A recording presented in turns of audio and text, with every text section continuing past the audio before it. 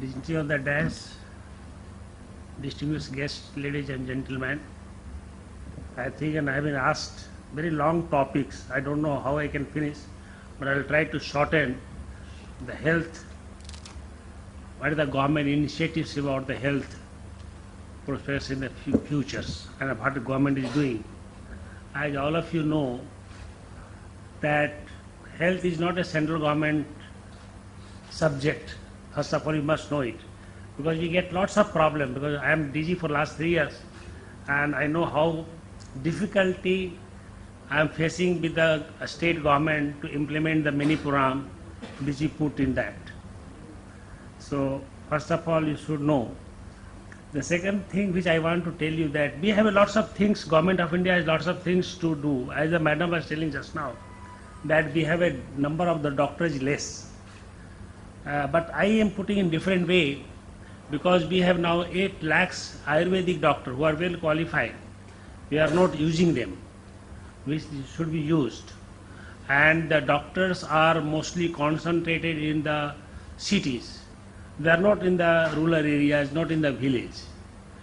And the reason behind is that there is no infrastructures for doctors, which I always tell the government, that when there is no school for the children, how they can go? Where there is no house for the doctors to stay, how the doctors can go? Until you create infrastructures, it is just impossible for the doctors to go. Although we are producing nearly 54,000 doctors every year, but same times we are also producing Ayurvedic doctors in the half of the numbers, which we are hardly any government, state government is utilizing.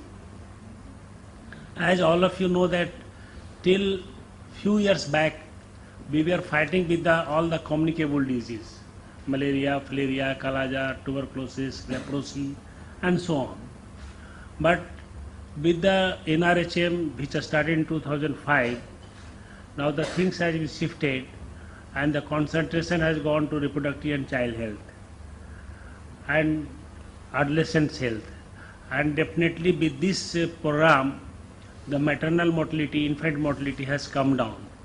There is lots of ambulance, about more than 5,000 ambulance has been provided just to carry out the patients from the village to the place where the delivery can be done in the hospitals or other place. And these ambulances are working very well wherever the government is very alert. You can see in the West Bengal, you can see in the Tamil Nadu, you can see in the other southern country. It is not a very good thing happening in the northern, but if you go to the southern states, it is happening in very good way.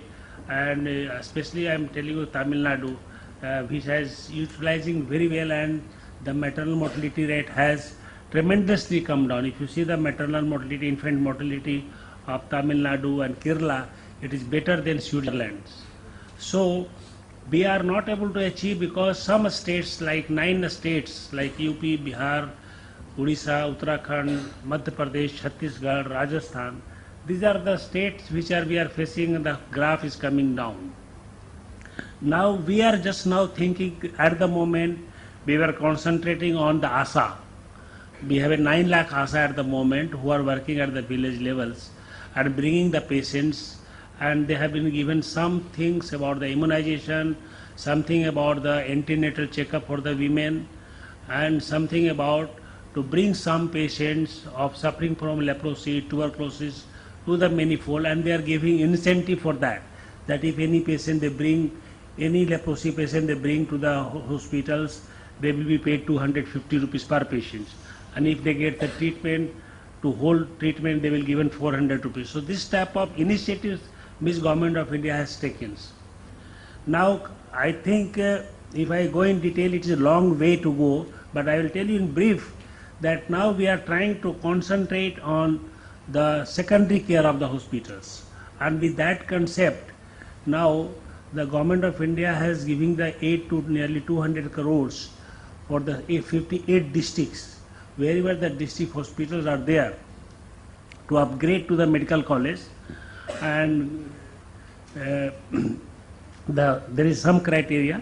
So this is the one thing which they have done. The second thing, that we are trying to upgrade the district hospital at least for few diseases like pediatrics, general surgery, general medicines, endocrinology, endocrinology especially the diabetic, and the treatment chemotherapy which can be given at cancer at the district levels. So these are the few things which we want to create the district hospitals, and we are trying to now shift the money to the increasing the secondary care levels more, so that the people can get the treatment in the district and not to run to the tertiary cares. Now, in today's dates, as you are here for the e-medicines and e-health cares, and recently the health ministry has put up health portal systems which anybody can go and see, and any information you want about the health, this portal has been launched already and put on the websites. You go to the Ministry of Health and Family Welfare and health portal, any information you want to know about any, whether it is a layman or any medical people, can get the information. Even the researchers who are doing some research, this has been recently been put up. Now, definitely there is a great use of electronic media in today in healthcare, because at the moment we are the largest country, 1.2 billion, and in 2025 it is going to be 1.4 billion population of the country. So definitely the health system require healthcare. The cost of the business of the healthcare is going to go up. At the moment, if you say, if you take privates, which is contributing about 70%, the 30% only come from the government setups. So most of the things is covered by the private peoples. But government has to, definitely has to spend more money for in the public health sectors to achieve the targets.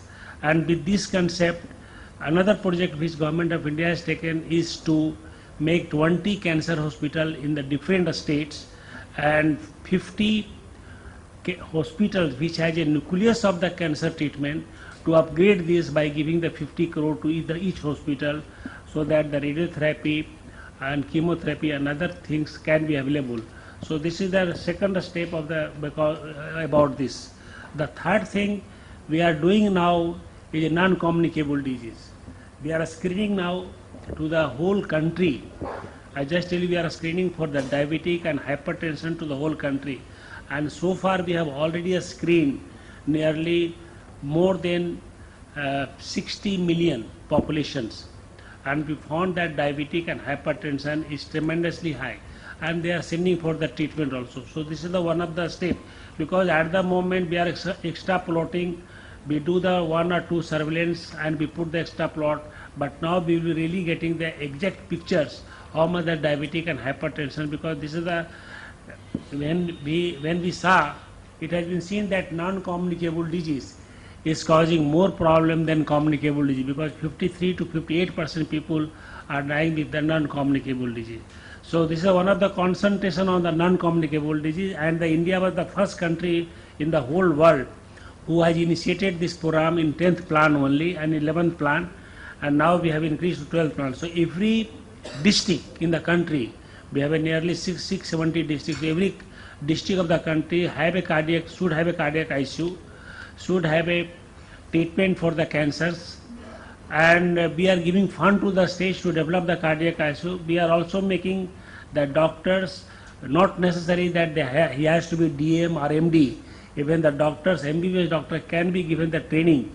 So that training part, few state has taken the initiatives, like again I come, but South has definitely taken the initiatives, and even they have started the screening for the cervical cancer, breast cancer and oral cancers in the Tamil Nadu.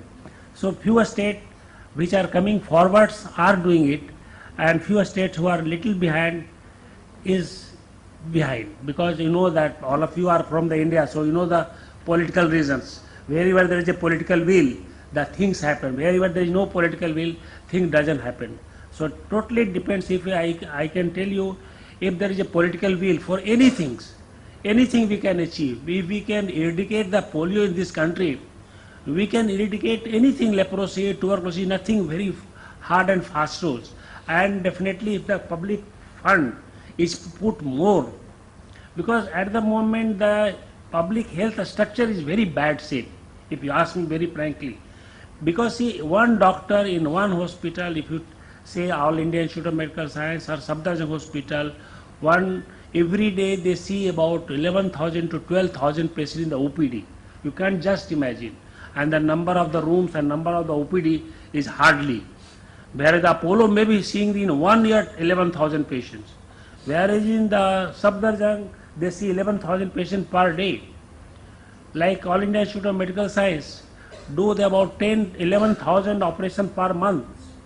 So you can see, even you take one example, because Dr. Agarwal is here at neurosurgery, they start working from morning to night, 11 o'clock, neurosurgery, cardiac surgery, because there are most facilities required.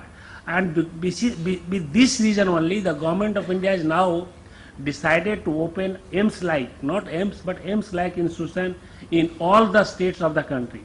And we have already started the 6 AIIMS at the Patna, Bhubaneswar, then Raipur, Bhopal and Jodhpur. So this already has started, and now we are going to put one more in the 6 more this year, and with the due course of the time, so that the patients don't have to come all the way for Delhi to getting the super specialization treatment. Because at the moment anything happening in these states, people rush to Delhi or rush to the Bombay. So with this concept, and not only that, there is another program of the government of India is PMSSY, Pradhan Mantri Swasthya Yojana. Under that, the government is paying 120 up to 120 crores to every medical college who can upgrade their specialty to treat the tertiary care patients in their medical college, and they don't have to come up. So this includes the equipment and building constructions for the state. Now it is the state who has to take care, and so far we have already covered nearly 38 medical colleges in the country, and we are going to cover few more in 12th plans.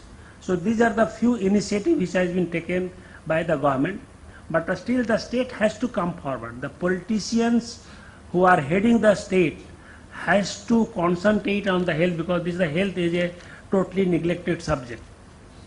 Totally, the state who has taken the initiation, everything, maternal mortality, infant mortality, even mortality by the other diseases is much less, but the state who hasn't taken the initiation, it is high, and because of that, the status in the whole world goes down because of the fewer states. This is the one of the biggest problem which we are facing, because we are here as the central government to facilitate their things, but ultimately it is who they have to do that. If they don't do it, it is very difficult. We find very difficult to implement one program. I'm just giving one example, like, see, for leprosy, we told that every district you appoint one consultant. We are giving you money. They don't appoint. We insist, please appoint them. Please appoint every block level one health worker who can search the leprosy patient and get them treatment. They don't appoint. Money is there, money is lying there, but they are not using it. This is the problem we face it. So there are lots of problems. So ultimately we have to, all of us have to try to achieve the health goal, because we are such an organized country. If you see, our country is the best in the world. I have seen all the country of the world, and if you see our country, I can tell you the tolerance which our country people has. No country has such a tolerance, and no country has such a human feeling which our country has. Only thing, we have to little organize ourselves and to achieve the targets. Now coming to your topics of e-health. Now few villages, the e-health has been started, and now we are treating the patients, I think as a pilot project, 800 villages has been taken in the UP and Bihar recently, and people are sitting in Delhi, doctors are sitting in Delhi, and they are treating the patients in the village. In the village, the people are health worker who ask the patient history and they communicate with the doctors directly, and wherever there is no reach, they are communicating with them. This is one of the use which has been started recently. Other use which we have done for last 5 years is IDSP. This is called Integrated Disease Surveillance Program. So whatever happening in any state, within a minutes we get the report of the any disease, any unhappening as far the health is concerned, and we get the report at the National Center for Disease Control in Delhi. So IDSP has one of the important parameters in the e-health care which has been added to us. And now with the e-health, we are also trying to aid in the public health so that any things happening in the periphery of the country can be reached and can be monitored. Recently we have already launched, not started, for the leprosy patients. We treat about 16 lakhs leprosy in the RNTCP and nearly 8 lakh in the private sectors. So, and nowadays the emerging point is MDR, multi-drug resistance. And the multi-drug resistance is happening because they are not taking properly treatment, they leave the drugs in between. To overcome that, now we are using the tablets, giving to every technical supervisor who are posted at every 2.5 lakh population to keep the records so that no patient is missed off any drugs. So today date, I think as Madam was telling, there is a need to develop more e-health cares if really we want to achieve, because that not only give the information but also give about the planning to monitors and to analyze the gaps so that you can make some improvement in the health care and further you can improve. So in futures, I think this e-health will definitely have many roles, because of e-health, if you see the Tamil Nadu Medical Corporation, they have put the drug logistics system in such a nice way that person taking the drugs in the village, and suppose he come from village to the Chennai, the doctor in the Chennai will know that this patient has been given this drug in the village, and they will have a complete follow-up. So this drug logistic and distribution system in such a way, even if you see the villagers, even the drug stock sitting in the Chennai, they know that which drug are available in which district and which drug are not available in the which districts. So this is only possible because of the e-electronic systems. So e-electronic definitely has a big role. Today, I just tell you that in many parts of the country where the doctors are not available, especially in the African country, one of the company in the India, Hyderabad, they have developed the e-educations. It is a 3D educational system. We put on the record. It is like a teacher teaching everything about the anatomy. You don't have to see the teacher. I recently have viewed that, and you put on that, and people can interact. Whatever the question come to their mind, the reply will come, and by putting that system without teachers, you can have that system, and that system has been sold to many part of the outside of the country. African country has taken, Russian country has taken. I think wherever there is a number of the teachers are less, because at the moment the rule of the MCI is such that this much of doctors, this much of building, this much of books should be available. I think there need to be little bit flexible and little bit honest also is required from the medical education side.